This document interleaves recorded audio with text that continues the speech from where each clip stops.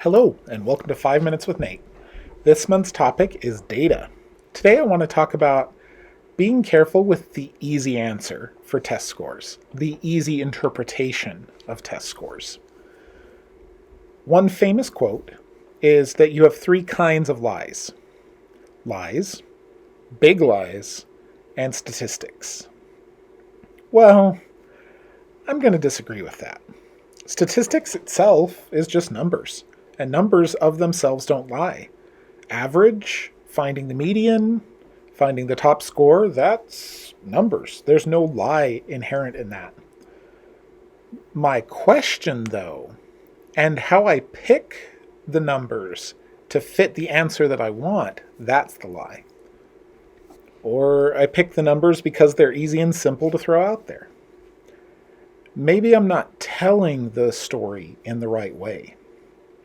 So I've kind of four things to be careful with. First, sometimes, especially in IEP meetings, we just throw out the numbers, rapid fire numbers. And then we're like, okay, I'm done. Maybe the numbers alone doesn't mean anything. What's the context? What's the content? What's the maximum score? Is it good? What compared to the past? When we just throw out a number without an interpretation or explanation, it really doesn't mean a thing. Next, standard scores. A standard score isn't like a what percent is right. They got a 47% last time, now they have a 57%, they've improved. Standard scores are different. If I give a test this year, and a student got, let's say, a 86 standard score, and next year the student got an 86 again, if it was a regular kind of score, we'd be like, they've plateaued, they haven't improved at all. But standard scores are different. The test expectations have moved up by 1 year, which means an 86 shows 1 year of improvement for that student, because the standard score has remained the same and not changed. That's actually great. The student grew a year. If we go beyond that standard score, that means it's more than 1 year's worth of growth.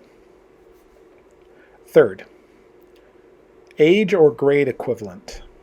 Ooh, I don't really like those. People tend to say, maybe a student's in 7th grade, their reading level, 3rd grade equivalent. Now, we got to be careful. Especially, did the test say they have actually 3rd grade skills? Or maybe not. Maybe the grade equivalent doesn't mean that. Often in the past, when I was teaching students, a student would have a great test day, answer everything. And a 7th grade student got an 11th grade math level. Well, no. They didn't actually do 11th grade math. His level was equivalent. Now, really, what does that mean? If I have, let's say, a student who 3rd grade equivalent, really it means their score is equal with the average score of that age or grade. It doesn't mean they have those skills. It doesn't mean they don't have other advanced skills. It means their score is equal with the average. That's really not a powerful score, a powerful number, really. Especially unless the test says that they have that actual skill level, the equivalent may be giving the wrong picture. All right, fourth, range of scores. Like I just mentioned, the average for that age is something specific. But sometimes we look at a student and we're like, if we look at that straight score, they're not on level. But really we need to use the range, the standard deviation. They're still in the range for their age. Means, do we need to panic? No.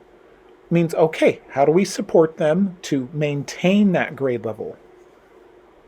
Because they're not showing the perfect, simple on grade level, but they're still in the range of what's normal.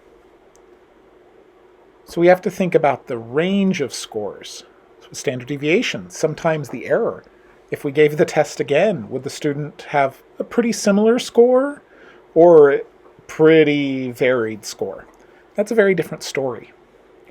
Often we look down on students at their skills, but they might be in the range when we look at the range instead of the single score. Then we can give the right kinds of supports because they're not delayed, but they're also not ahead, and we need to support that. Okay, so those are 4 tips, ideas for today. It's important to think about how do we explain and interpret the numbers, especially for test scores. What message, what story are we trying to tell parents? Are we looking at the child holistically, or are we just kind of picking and choosing what matches what we want? All right, that's 5 Minutes with Nate. Have a great day.